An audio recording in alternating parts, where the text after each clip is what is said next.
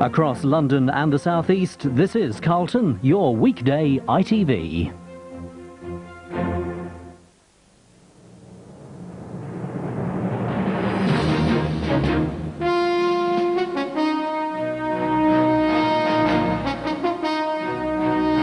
From ITN, News at 10 with Trevor McDonald. Major's rethink in the battle over sleaze. Diana's anger after a scuffle in the street. Billions lost as London shares get the jitters. And the racehorse, the baby, and a miracle escape. Good evening. The election campaign began in earnest today with what's becoming a familiar theme, sleaze. There were two clear developments in the row over former Minister Neil Hamilton. First, the Prime Minister appeared to signal a U-turn by saying that Mr. Hamilton had every right to stand for re-election. This after days of party pressure for Mr. Hamilton to go. Second, Labour and the Liberal Democrats said they'll try jointly to find one anti-sleaze candidate to fight Mr. Hamilton. Our political editor, Michael Brunson, reports on the day's campaigning. Today was supposed to be different, with the Prime Minister taking delivery of his battle bus and with the Tory campaign moving firmly onto the issues ahead of the manifesto launched tomorrow. But it was not to be.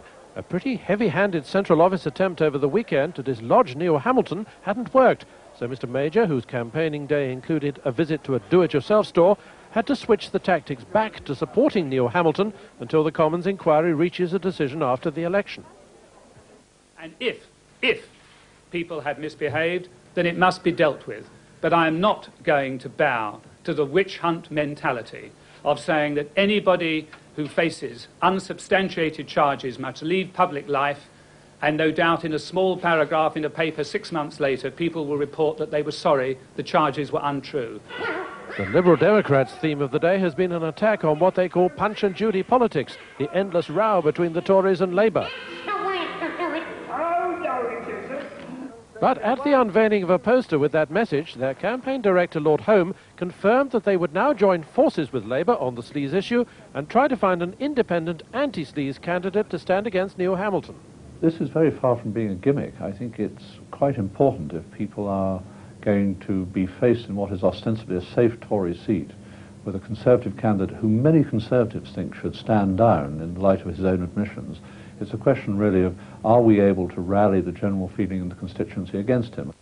Labour, whose candidate had already declared himself ready to step aside, expressed astonishment that Mr. Major was now backing Neil Hamilton. It's quite extraordinary that after a weekend in which Mr. Major's supporters have tried to get Mr. Neil Hamilton to stand down as a candidate, Mr. Major has now given him his full endorsement, despite all the admitted wrongdoings on the part of Mr. Hamilton. As Tony Blair continued his campaigning, complete with his version of the soapbox, the Tories said the anti-sleaze candidate idea was a cheap stunt, at odds with Mr. Blair's promise to fight clean. Mr. Blair himself, while sticking to the party's wait-and-see policy on the single currency, decided today to talk up its disadvantages. Even if such a proposition were to be made, we would have to be absolutely sure that it was good for British jobs, British business, British investment, British industry. While Paddy Ashdown wouldn't make such a sceptical speech, he will at least be relieved that another issue apart from sleaze has surfaced. I'm really worried that we can go through 4 weeks talking about sleaze and nothing else and not addressing the big issues that now confront our country. Mr. Major believes that a TV debate could help thrash out the issues. With Mrs. Major watching, he renewed his call for one today and was scathing of Labour's reluctance to agree. Turkeys may not vote for Christmas, but chickens apparently run away from broadcasts. I accepted the broadcaster's proposal, said the Prime Minister. No, he didn't. He kept on amending them, said Labour. And as long as everyone is accusing everybody else of bad faith, the debate idea is a dead duck. Michael Brunson, News at 10, Westminster. And Michael Brunson joins me now. Mike, the phony war is over, the real thing begins. Was there anything significantly different in the way it felt today? Well, yes and no. Yes, in the sense we've now got into the familiar pattern where they all started their morning press conferences early. They got those done. Two of them got into their battle buses and sailed off for their campaigning. Paddy Ashdown was in and around London, so there was that sense about it. But no, of course, because Sleaze was there. Now, by design, I think, from the Conservatives' point of view, because I was saying they felt they had to try and have one last go at cleaning this out and getting on, especially with tomorrow, the manifesto launch for the Tories.